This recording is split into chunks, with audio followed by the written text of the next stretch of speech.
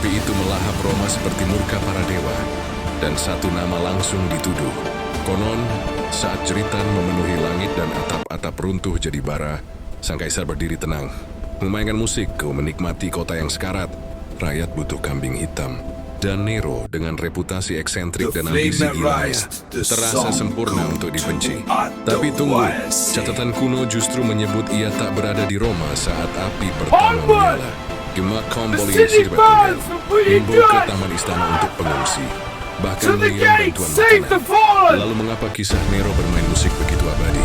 Karena setelah api padam, ia membangun istana megah di atas puing-puing kota. Domus Aurea, istana emas, terlalu mewah, terlalu cepat, dan disitulah sejarah berubah menjadi senjata. Mungkin Nero bukan membakar Roma,